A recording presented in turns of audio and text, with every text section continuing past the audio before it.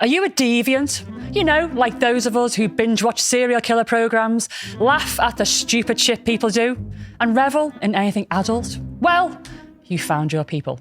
Join us as we crack open the door to the padded cell and release the insanely stupid, the weirdly wonderful, and those who choose to live outside societal norms. We'll delve into the strange, the macabre, the sexy, and the outrageous. So if you're a deviant, then you have your place with us in the padded cell. Hello, and welcome to episode 42 of the Padded Cell podcast. 42, that's a mental number, innit? Are you Ryan? Yeah. Thought you were. Good to see you again. Hiya, mate. Did you have a good time last time? Yeah. We're matching. We've got blue I t-shirts know, look on. at us. What's on yours? Twins. Are we in? We're in. Yeah, it's a paddleboard knotter. Oh. Right. Right, you fucking wait till you show yours. Is there a point? Yes, because the missus, her favourite animal's otters. And, well, she'd only been paddleboarding once, but she fucking loved it. And so seeing this top, and I was like, buying that. Paddleboard and otter. Yeah. I thought there was going to be like some, I don't know, joke or something that's been online that I haven't seen because I'm an old lady. Right, well, let's have a look at your fucking comedic t-shirt then. Oh, it's... Fuck you. I choose violence. Every day. So I would be very careful. It's very apt for you, to be fair. Diss my t-shirt. Hey, I've got a real laptop today. Ooh. Professional? It's a proper Yeah. one. A little lacer. I like the little laces. Yeah, we had to buy one. Can you use it? Is it just the looking at you for the moment? It's not on the internet. It's on. I can see the reflection. There's nothing else. It's just a screen. You had more notes on your cardboard, don't I? The cardboard one's more used to me. Still with episode 30's notes on it. So you've got a real one now that you've got to learn to use. I've got a real one, yeah, but Have you been like cleaning it and everything? yeah, but no, we've been doing all our event stuff on it. Oh, very good, get you. Yeah, You've graduated to a laptop. yeah, Well done. yeah. It's better using that than the phone. Oh God, 100 times. Jesus Yeah. Christ. Right, today, this is going to be going out on the 4th of July. Away. American Independence Day. Mm-hmm. So happy American Independence Day to all of our US watchers and listeners, of which there are thousands of you. The second highest number of followers are from the US. Really? Yeah. Where's the first, you know? UK. Nope. Australia. Australia. Shut up, is it? Yeah. All the Australians love us. Honestly, we've got so many people listening and watching from Australia, and they're chatty fuckers as well.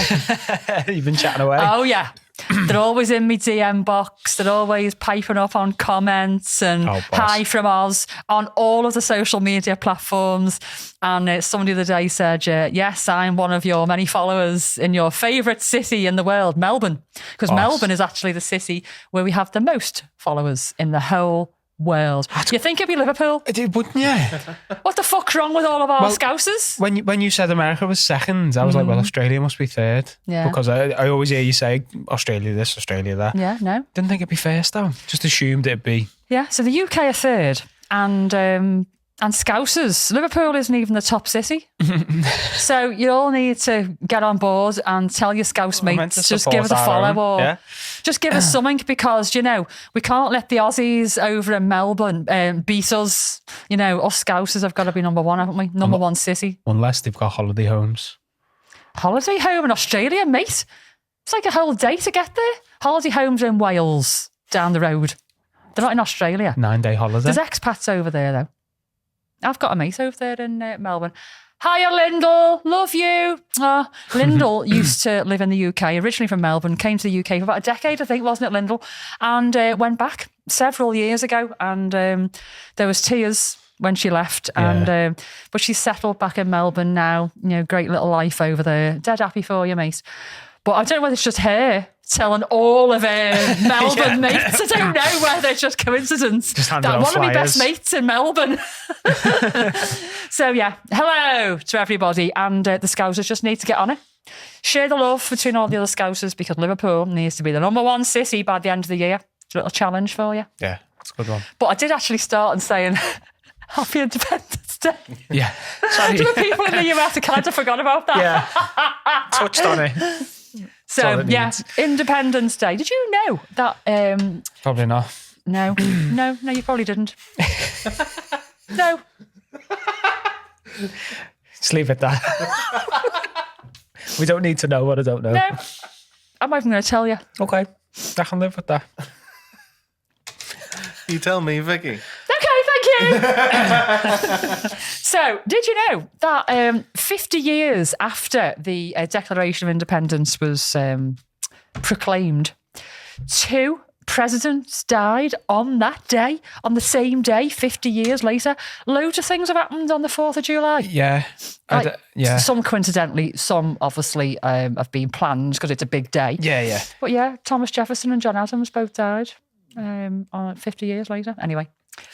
Right. Swiftly moving on. I've got a little story to tell you. Go on. Let me wipe my nose, hang on. I've got a little dribble. I think it's all the laughing. Possibly. Yeah. So, a little story to tell you. And Jim knows, I don't know whether he actually thought I was going to do it. No. Sorry, Jim. Love you. So, it was one of them nights. We have one of them nights quite a lot. Yeah, you're having a lot of them nights. I know, but we haven't got kids anymore. So I'm making up fair, for the 18 years or something that we've had to be quiet having sex. Yeah, I get and we you. have to dodge them and wait for them to go out and have quickies. Yeah. And we work nights for years and years and years. Oh, so we're just fucking hell. catching up, all right. Yeah. So leave it at that. No, Anyway. it's- So Jim, it was like midway. And Jim went to the bathroom, as you do. I was in the bedroom. And on the landing, I don't think she was there when he went to the toilet, but she was certainly there when he came out. Oh, Luna, the dog, was Yeah. outside. And Luna's a pointer, so she's medium height, decent height. If she stood up like that, her paws would be there. She's Yeah. big. So Jim walked out of the bathroom. It's a little bit dark at this point. And he's got a semi on. Maybe a little bit more than a semi. Go on. And he walked to the bathroom into the dog. And her nose hit the tip of his penis. And there's that awkward moment of like, ah! So he moved to the left and she went to the left. Oh, no. He moved to the right and she went to the right. And basically, for what probably felt like a minute, but was only a few seconds, Luna's nose was going bang, bang, bang, bang on the end of his bell end. And he's like, "Oh, fuck off, get off me bell end." And I walk round the dog to get away from it. That must have sounded hysterical from where you were. All I could do was like, "Fucking hell, Luna, get out my way!" And yeah, Jim was just doing that, whacking the dog across the nose. There's knob. Ping pong with the dog. So funny. Oh dear me. We have like these sex tales and the things that happen. Anyway, I can't say half of them, but that was one of them. A little slurp of my tea. So, another thing, a little bit of news. What are you laughing at? I'm still stuck on Jim on London. Keep going. Your dog's too small, I think, isn't she? She's like quite a low down to have sort of ours is a bit. fencing games with the dog. Ours is a rugby ball with legs. Yeah. Your dog's very cute. Yeah. Our dog's not well at the moment. I know. Anyway, swiftly moving on. I've decided to do something a little bit crazy. Again? Yeah. Not in this episode. This is like to come. Nothing to do with the podcast after. I'm just chatting, you know. I'm doing a charity wing walk. Oh, yeah. I've done wing walking once before when I was 40 and it was fabulous. It was really fabulous. I had to lose a lot of weight to do it because there's a weight restriction. Yeah. I'm under it now. I'm all right. I said I would do it again, but I've left it a bit long now. I'm like, God, I'm getting a bit old now. And as you get older, you get very aware of your own mortality. Oh, I know, yeah. How do you know, you fucking pop? Because I've been skating for about 15 years and every time we go back to it, it's after like a 2-year gap and we're like, these ramps got fucking bigger. Like, okay. So we do less and less every time we go. I mean, you're what, 30? But it's the same sense of as what you're saying. Okay, well, God help you when you're my age, mate. Well, I won't be fucking skating at that Vicky, age. what is wing walking? Okay, so wing walking, for those who don't know about it, if you picture the old wartime biplanes with the two wings either side, basically wing walking is you stand on top of the plane, on the fuselage on top of it, and you go up and you do nosedives and loop-the-loops and corkscrews. You're strapped into like a... You're not really thing, strapped yeah. in that tight. So I was really surprised. I thought there'd be a harness like you have in Alton Towers that comes over your shoulders. That was my thinking. No, not at all. You have like a little waist thing and then just like, some little shoulder straps. Gravity keeps you in. You're basically against a bar. It's like a bar. Yeah. And then the straps just come over you, but they're just like seatbelt straps. Fucking hell. But I mean, they hold you in enough. Yeah. And gravity just keeps you there, basically. G-force. But they film you from the wing. And then obviously people can film you from the ground. And I did get the video from the first one. I was a bit bigger. I had to lose weight. I think I was about 11 stone, something like that. But I had a bit of a chubby face. And all you can see through the whole video is me going... and my cheeks are... everything's just like pulled. And also there was drool. Because you can't control the drool. You're going at 100 and fucking stupid mile an hour at 1,500 feet in the air and you can't control the drool. So on the video... all you can see is a little bit of like drool, like this with the wind. And it just goes up like that. Like rain on I the can't windscreen. stop it because what you can do is you can do a little bit of a wave to people down there, but you can't control your arm to wipe spit. You just end up going, fuck off, and smack yourself in the face. Yeah. Because you're going fast in the air. Yeah. So you can do that. Hi, I'm in the air. I was waving to farmers. I was waving to cars on the road. I was waving to some guys on the roof doing roof work. Nobody would give a shit. I was saying hello to everybody. So I was like, woohoo, waving. But could I wipe the drool off my face without smacking myself? Yeah. So I'm doing it again. It's probably going to be around September. It's got to be good weather. And as we know in this country now, July and August, very changeable. September tends to be nice. So I am going to do it again. It's not cheap, so I'm saving up for it now. It's an experience I really want to do. I'm going to have it filmed properly. Yeah. And I'm going to definitely have the wing camera so you can all see the drool. But I'm going to do it for Little Wise, guys. Okay. And I'm going to throw it out to everybody, my friends and everybody out there. Like I was calling everything my friends then. Yeah, you deviant friends. Friends. Podcast friend. Doesn't sound like so fake. I haven't got any friends apart from my podcast friends.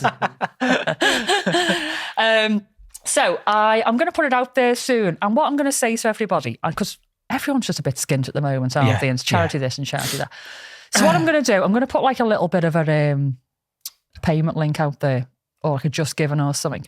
I'm just going to say to everybody, even just donate £1 or $1. Because do you know what? Just yesterday, I think we hit 70,000 followers on Facebook.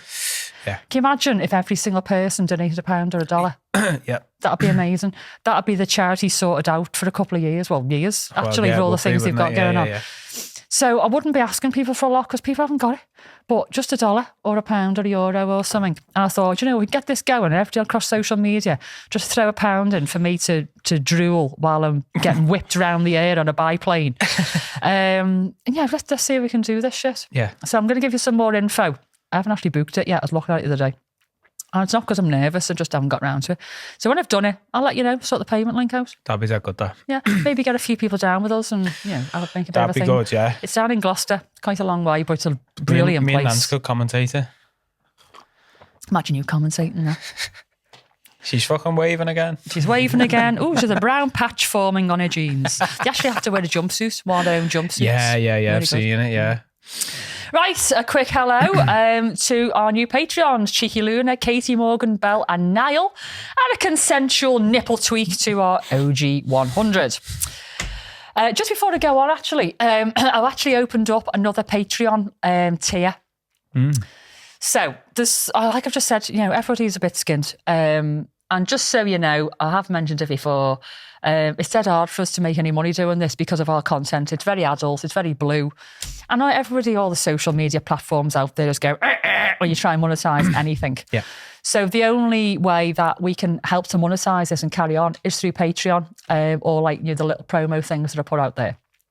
But I get it that not everybody's got a lot of money, So what I've done, there's 3 tiers at the moment. There's a $3.50 tier, £3.50, $3.50 tier. And that's where you get your extra Patreon episodes, some interviews, the main episodes in advance. But there's also a £2, $2 tier, and that's for people who just want to throw a couple of quid in and you get the main episode a little bit in advance, nothing else. But even if you haven't got two, I've opened up another one and it's just £1 or $1. And that is just for people who don't really give a shit about the extra stuff. You know, they haven't maybe got time, or they're not that bothered, or they haven't got a lot of money.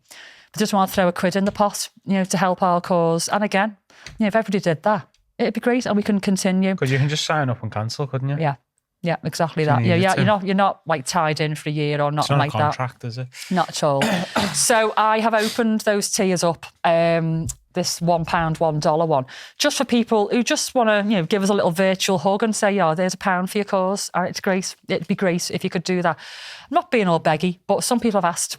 You know, they said, I know it sounds really pathetic. I haven't got £3.50. It's not fucking pathetic. I've been there. Oh, I know, I've looked at the covers and I've gone, fucking hell, spaghetti on toast again. Yeah. I've been there. I know exactly what it's like. Literally, I've been through my coat pockets in the past looking for bits of change that I might have left in there.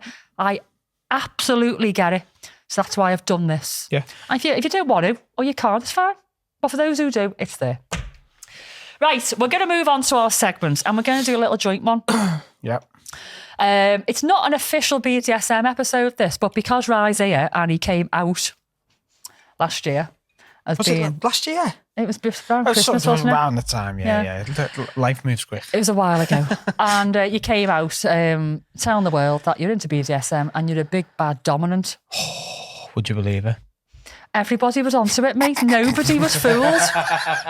Especially those who'd watched the Sid and Nancy podcast. You with your fucking scarf across your mouth. You know, you're as convincing as Clark Kent when he puts his glasses on and he's no longer Superman. You know, as if a face scarf's going to make any difference. I know. But you're out now. Yeah. And everybody knows it. And I just wanted to chat a little bit because we go on a lot about female dominance. Yeah. Because that is my area of expertise. Of course. But there's a lot of people out there who aren't female. And they might just want to hear from a different perspective.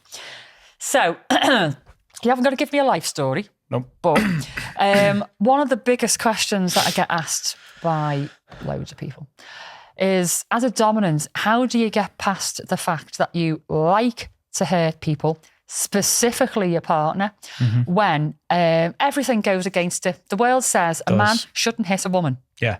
Shouldn't really hit anybody. But, and I know it's with full consent. You know, your wife is totally, and she asks for it. She buys some of your kit for you. She does. She's totally on board with it. Yeah. But how, in your mind, did you get past the fact that you are hitting your wife against what society tells you what you should be doing?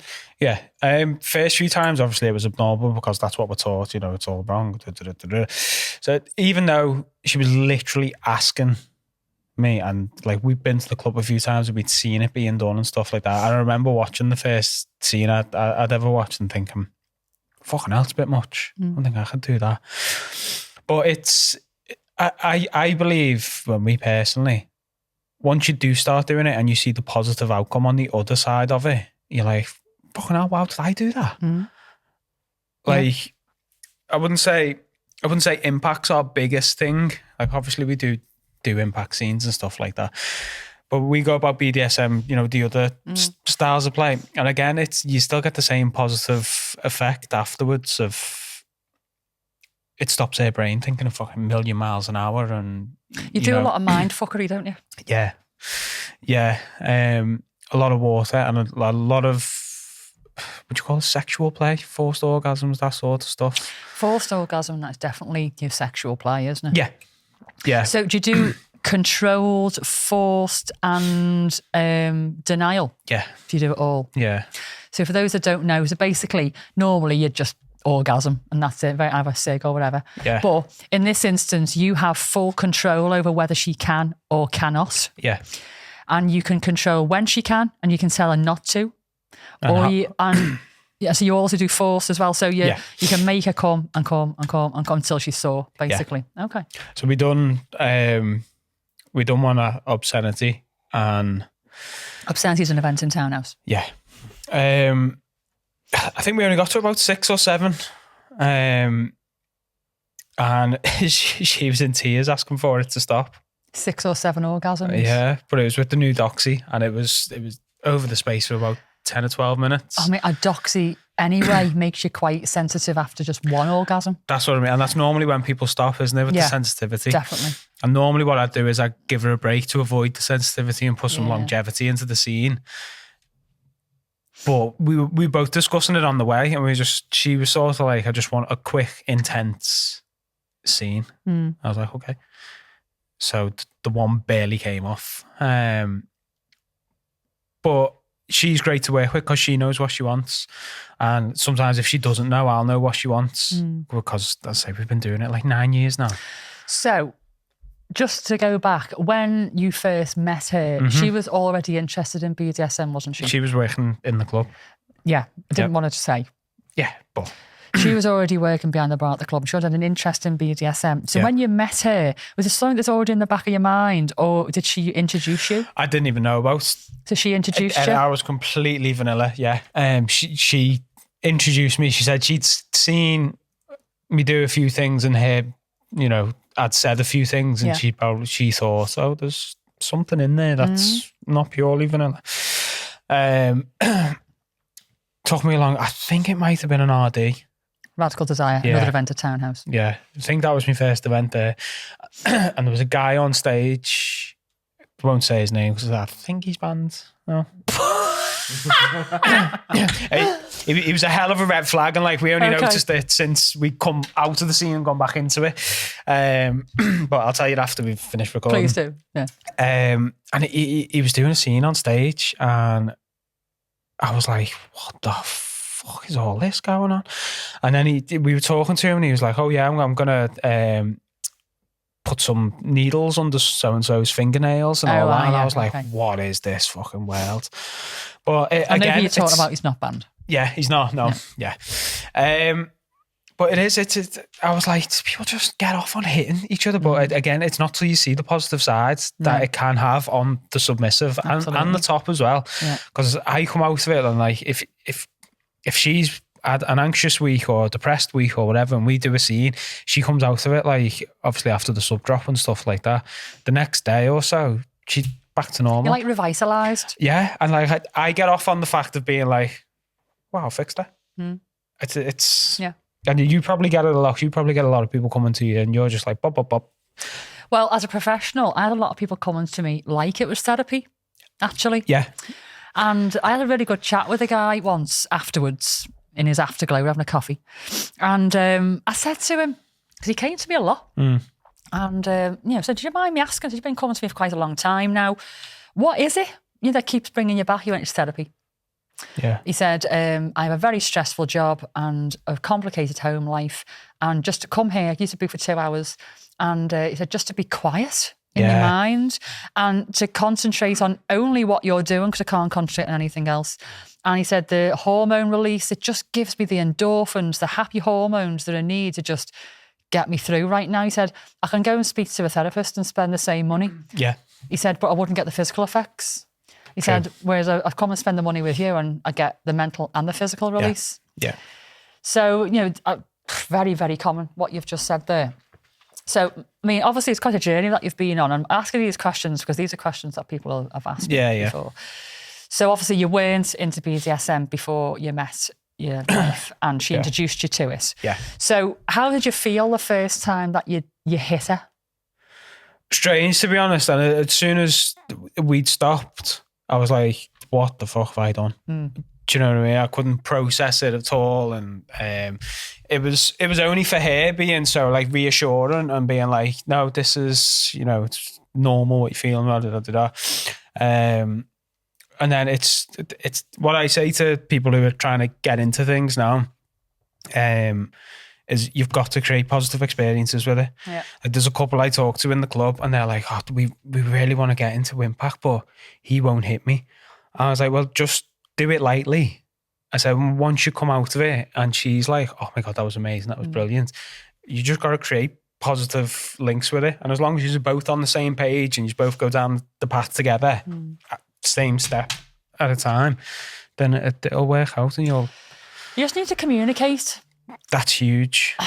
And you can't underestimate it. You've got to communicate. Yeah. And obviously Jim's on his own little journey, and after every session he'll say, so how was that? And he does it less now. It's more about how was it for you? you know. Yeah. Whereas in the early days, it was more right. So how was that? Was this bit okay? Yeah. On a 1 to 10, how bad was that pain? Yeah. And he asked me loads and loads of questions, and the only thing I could be was honest. Otherwise, he would never have got to Yeah. where he is now. And so for those out there who are thinking about tentatively having a little go, if your partner is asking you to hit them, be honest with them and say, I'm actually quite uncomfortable with this. This goes against everything that I've been taught. Yeah. But I'll give it a go, and maybe just once or twice, and then See how we go. And tell me what you think. Because it might actually be the person that wants it. Once it happens to, they might go, "Oh, okay, what wasn't what I was expecting." Yeah. So as long as you keep communicating about what worked, what didn't work, what you liked, what you didn't like, then that opens up going forward. You know, open dialogue and honesty. Yeah. Yeah, you can't be doing it to please somebody else, can you? Because one of the things we do when we get a new toy, I'd be like, well, let's try it. What do you want out of 10? And she'll like, well, try a 6. And then like, I'll give what I think is my 6. And she'll be like, I was probably an 8 with that. And, you know, we can... Bit heavy-handed. Yeah, I can sort of work out where I can swing for her to feel like a 10 or a 6 or... Because that's the important thing as well, because you don't want to... Like, if me and you were doing something and you were like, oh, give me a 2, and I just go, whack. That'd be the end of that, wouldn't it? It's gone. Yeah, that'd be the end of that. Because you've got to trust the person on the other hand, or the other side of the baton. And if you say, I only want a 2, and the person gives you an 8, that trust is gone. But it works the other way as well. So I've got to trust the bottom, because say I do go too hard and they go, no, that was fine. You can go harder. Yeah. And then you're causing real damage then. And then they will go away, dissect that and think that absolutely was not cool. I didn't enjoy that. 100%. And they won't come back and do it again. Yeah. So communication on both sides ensures that everybody's okay with what you're doing now and you're staying within your boundaries and you don't sort of get yourself into something that's going to damage this journey that you're on. Exactly. Because it is fun. And I always say to Mrs. G, I say, impacts are fun play. Like, I don't know if you've seen her in an impact. She doesn't fucking sit still. Yeah. She jumps around. She fucking... If you pull something out the bag, she's like, not that one, not that one, not that one. And she puts her hands in the way and everything. So I end up hitting her hands after that. But it's just a good laugh for us. Yeah. And I know a lot of people use impact for marks and bruises and blood. But for you, it's more of a light-hearted thing. Yeah, we just have a laugh. I've seen your serious dark play. Yeah. And it doesn't really involve impact. I think I've seen you like swinging an odd baton around for like intimidation. Yeah. But not as part of the scene. Some of your scenes can be, quite heavy, can't they? Very edgy. Yeah. Involving water and interrogation and stuff like that. Yeah. So impact for you is more of a lighter. It's funny that, isn't it? Because that's not the case for me. I know. Yeah. So and it's funny that we're both using the same kit, if you like, but in different ways and for totally different reasons. You approach it completely different to me, and that's why I like talking to different people who are into BDSM, because we all approach it in a different way. We all get different things out of it, don't we? Yeah. My impact is very much integral to what I do. I don't really do tons of mindfuckery to the level that you do. Yeah. I mean, to be fair, I just have to look at some people and that's enough. Yeah. And I don't even know how that's happened. I think they just believe the hype and get themselves worked up. They'll literally walk in the room sometimes and like, my work here is done. I believe the Lady C hype. Yeah. Do you still believe it? Let's move on. Because normally when people get to know me, they respect me as a dominatrix, but actually they figure out that I'm actually okay. Different tops do things differently, so that's why, like, someone might come to you for an answer, you give one answer, and then they come to me and totally different answer, and they don't cross over at all. Yeah, and that's what's good about going to events and munches, because you have conversations with people that from all different backgrounds, been on the scene for years, some 2 minutes, and we've all got different stories to tell. 100%. We've all got different ways of using our kit, all got different ways about approaching a scene, getting consent, all that. And I am still like a sponge after all, it's over 20 years. That's the best bit, I think, about the scene for me. There's so much to learn. Like, there's so much we haven't even dipped our toes into. Yeah. And it's just... What a journey. Yeah. And for those who try and do it all at once, I'm like, stop, because where do you go? Yeah. Just slow down. And you know what? I don't know whether I've said it before, actually, maybe I have. If you find something that you really like in BDSM, get really good at that thing. Yeah. So for me, it's impact. Anything impact really, but floggers, whips, that kind of thing, bull whips. Yeah. And I figured out years ago that was going to be the thing that I really liked. I thought it was going to be medical play because of my midwifery background. Yeah. I do love doing needle play and Yeah. all that kind of thing. But I don't know whether it's because I did it for so long in my job. I was True. like, fuck that. So impact has been my thing. So if you find something, read around it, watch YouTube videos, watch other people using the same kit or undertaking the same form of play. Yeah. Get really, really good at it. Become the expert at it. Then you can start to help other people who are getting into it as well. And then once you've done it to death, maybe you can find something else to get really, really good at. Yeah. It doesn't mean you can't try other things as well on the periphery. Oh, exactly, But trying to be the expert at everything, because you're not going to be the expert at everything, and you become the jack of all trades and the master of none, and Yeah. people figure it out. Because one of the things we started doing is we love water play. We love like forced orgasm play. Yeah. We started combining the two together now. Yeah.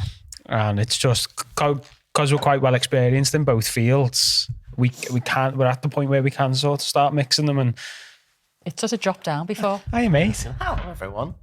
Say hello, Dylan. Hi, everyone. There's our mate. He just wants to get back on the camera I again. wanted to be subtle there, but no, here I am. You're fucking subtle as a brick. He just wants a little cameo. He's missing being in front of the camera. Yeah.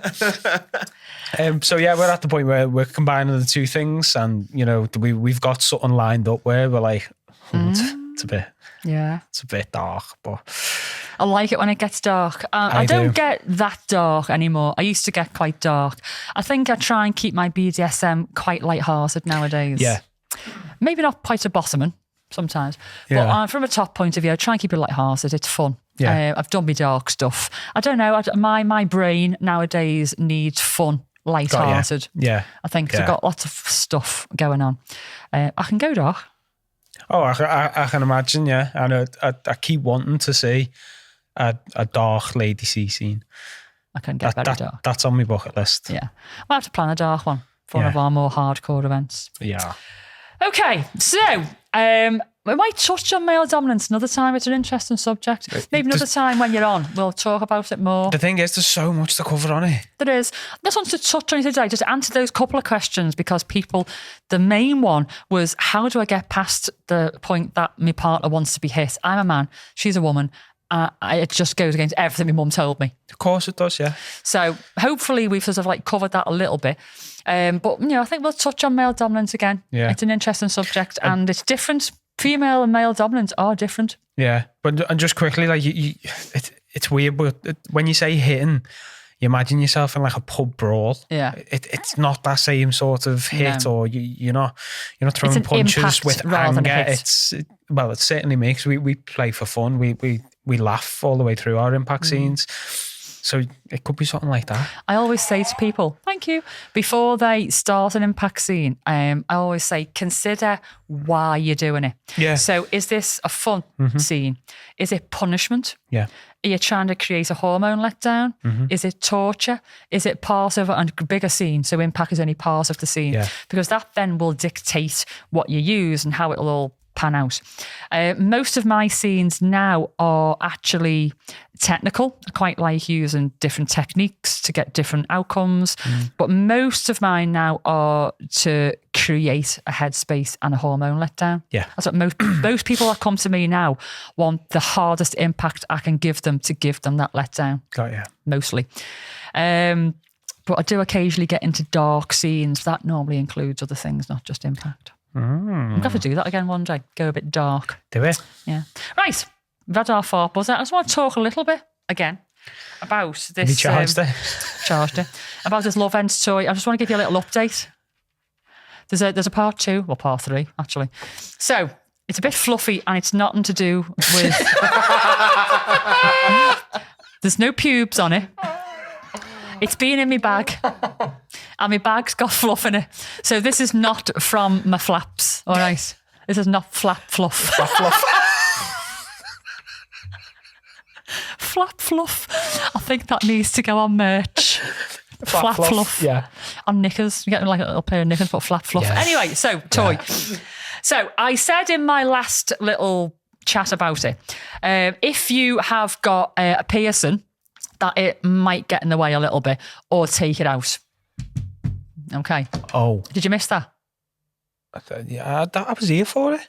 Oh, yeah, you were. Yeah. So you fucking just I definitely missed it. Yeah, I was zoned out. It's like, I haven't got a clit, I don't care. I was zoned out.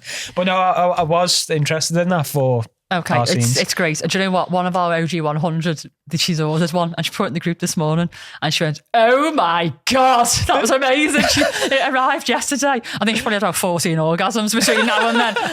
She's delighted. Melissa, I believe. I'm not going to say your surname because I know all the world and you had 14 orgasms in like 12 hours. Good on you, Mel. Anyway, so I said clit piercings might get in the way. So if you don't know, clit piercings tend to go through the hood, not your actual clit. I mean, imagine it going through your clit and then you just like lose all sensation. You gotta have a clit to imagine it, but what a waste of a button. Yeah. So I was trying. It was fine. I was getting the spot, but the bar was sort of like getting in the way. So I've just revealed to the world I've got a clit piercing. Well, I did because I've took it out. I've like 2009, I got that. Never took it out. Always clean around it and all that. I took it out for this because I wanted to see what it was like without a clit piercing. Powerful. That's how dedicated I am to this. So I took it out. That was no mean feat. That involved like surgical clamps to get it out of me on my own because I do it on my own. So that was my fucking heart was in my mouth base. I am there with clamp scissors, surgical clamps, one on one end of the piercing, and having to go. I swallowed Mrs. G's by accident. Did you? You swallowed a clit piercing? Yeah. It wasn't tightened up enough. I was down there and then it was gone. Okay. I don't know about, Prince Albert's. I've got fillings. I met the metal. So there's been an odd occasion and I've come across a Prince Albert. Okay. I sort of go, I salivate before. It's not because I'm about to have a very nice time in the willy. It's because I'm thinking, oh my God, the metal on me fillings. Like fucking Hannibal Lecter. Yeah. Sucking up the Prince Albert. And then go, But imagine in the moment, and though. A nice Chianti. Imagine the moment you're having a very nice, giving it the blowjob of your life. And then you go, It's like had a lucky shock to your brain, innit? Yeah. The poor guys go, what the fuck have you done just done? Yeah, so Prince Albert. Anyway, stop me clit piercing now. The first time since 2009. Yeah. Just to see actually if it made any difference. Was it worth it? It makes a huge difference. So the reason why I'm doing this is if you've got a clit piercing, just take it out temporarily, just to have a go. Because I hit the roof with it, didn't I? If you remember rightly. Yeah. Well, I had to go like that a little bit to try and find it first time because the clit piercing was in the way. Well, as soon as I took the clit piercing out, I was like, whew, it was like on in a second. Yeah. I went, and that was it. So take your clit piercing out and then have a go. You're welcome. Also, it comes with an app. Like a lot of them do. So you can be using this in like Cornwall and your partner in Liverpool can be controlling your playtime. Oh, it's really good. Yeah. So I went on the app last night because I didn't go on the app first time. Really sorry, love ends. I was just really keen to see if it sucked me up enough. It just raw dogged it. Yeah. And but I got the app out last night. I was going on. So it's got like a little slider. Oh, no way. So you can choose patterns and you can just choose like the standard traditional up and down. Yeah. It can go to music as well too. It can go to music. Vicky? Yeah. Thank you very much. I mean, it's not like I looked it up or anything. Well, yeah. So it beats to music and That's everything. It's really Erasure, good. Yeah, Erasure. Yeah. Or the Christians. Little Erasure. I think a bit more upbeat. I get, the Christian's a bit political. It'd be like an angry wank. I mean, it was the 80s. Fuck Thatcher. Cunt. Fucking legs out like that. I know, yeah. I really don't want to have an orgasm thinking of Thatcher. Anyway, I don't even know how I got there. How did I get there, right? Can't remember. App, sliding app. Yeah, sorry. How I got to Thatcher, I don't know. Yeah. So it comes with an app and you can control it all on the app and everything. So the update is take the piercing out and it'll be even quicker and you will want to do it again and again and again. Has it got some power on it? Like? Do you know what? It's not too sucky because okay. if it's too much, like the doxy, that's just buzzy, it can numb you. So this just gives you enough. It doesn't like go, like I said last time. It hasn't got a sucky thing in there.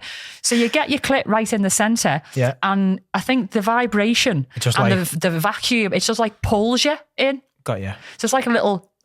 Yeah. I can't do it. Yeah. How do you do it? Yeah. So you could just go in like that sort of thing. Just like. Well done. In You and haven't even out. got a clit, and you know. So it's doing that, yeah. Yeah. And because it doesn't suck too much, you can go again. Again and again. It's not overwhelming. Yeah. Yeah. So, it's 10 out of 10. And Melissa in the group fucking loves it. 14 orgasms, Melissa. I made that up. Might even be 14, could be 15. Who Could be knows? 4-0. Yeah. 4-0. So there you have it. We that's all I'm going to say on this one now, because I've done this one to death. I just had to give you the update because I've purposely took a person out. And me and Jim have both decided that I'm not going to put it back in. Oh. Yeah. After all these years, I'm not going to put it back in. That's a fucking review in itself, isn't it? That's how good it is. I'm not Yeah. putting my clip piercing back in. Yeah. After, and he has known me without it, I suppose. But Yeah. I suppose I'd be like I was going to be really naughty then. Yeah. Like a virgin. I was going to say a 16-year-old virgin, but it's legal. It's legal. It's edgy. I'm going to stop there. Have we got time for the fetish factoid? Have we got to stop? Very, very quick fetish factoid. Okay. So, Alvinophilia. Do you know what that is? No. Alvino. Something you rub on yourself when you're sunburnt. No. No. It's an attraction to the belly button. Oh, wow. What do you feel about belly buttons? I'll take them or leave them. They don't freak it out. No. Because some people get really cringe, don't No. they? Okay. I don't like mine being touched. No, I'm It's not a a fan. weird feeling, I'm that, not a isn't it? fan. But apparently people who are into alvinophilia, they, it's particularly if they're ticklish around that area, they can get off on it. Oh, wow. So they get aroused by tickling, blowing raspberries. Oh, can you imagine that? I'd be hysterical. Imagine that for a forced orgasm scene. I know, yeah. Again! Being teased with a feather, flower, or a blade of grass. Who the fuck? Just hang on there. I'm just going to go to the garden and pick a blade of grass to tickle your belly button. Just amuse yourself a minute. What the fuck? Okay, I'm just going to finger my belly button while you go and pick some grass. Yeah. You'd have to have the grass handy, wouldn't you? Yeah. But then by the time you want it, it'd be floppy. I know. See, I'd use a nettle. I'm just reading way too much into this. So, but they said fingering the navel is really common. How'd you fucking finger the navel? How deep your navel got to be? I mean, some navels are outies. You could give it like a little... Oh, yeah. You could use the sucker on it.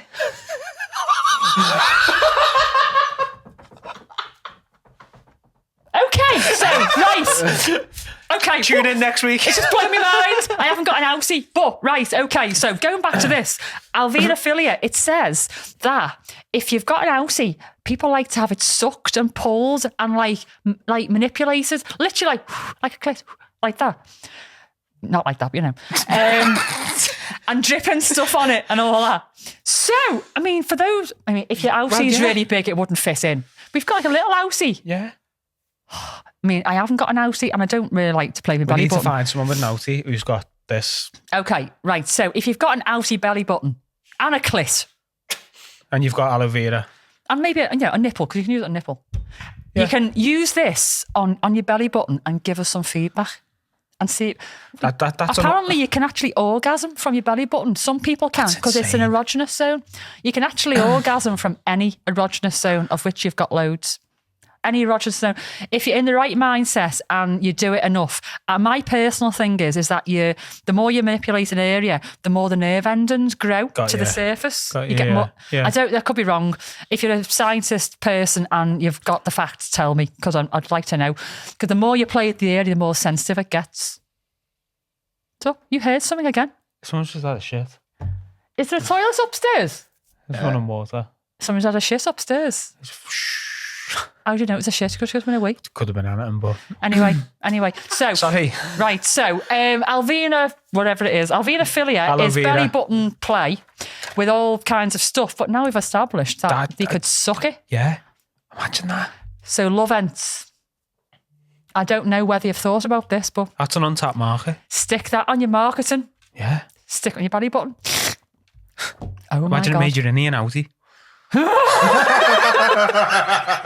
I wonder if it works on people who've got inverted nipples. Probably. This could be like a medical That could be a device. cure. Fucking hell, Love Ents needs to get me on their marks And and if see. you've got an outie, you can use my willy whacker to make it an innie. It'd have to be a very big. Imagine the size your nails have to be to go in there. Anyway, we're gonna go. We're gonna go. We're gonna go. Oh my God. It's just gonna go deprived. So if you are binge watching, put the kettle on, have a little 5 minutes with your little toy. Yeah. And we'll see you in 5. If not, we'll see you next week. I'll see you in about 50 episodes. Bye. And there we have it. Another day made better by listening to the curators of chaos. Thanks for dropping by. And if you enjoyed the show, we'd really appreciate you sharing your love for the Pad to Sell podcast with your friends. Don't forget, give us a follow on our socials, maybe leave us some 5-star reviews, and feel free to send us an email to medic@the Pad to Sell podcast, or even interact with us on Facebook, Insta, and our other socials, because we love chatting to you. Be sure to stop by next week because, as Bowie says, I don't know where I'm going next, but I promise it won't be boring. Catch you soon.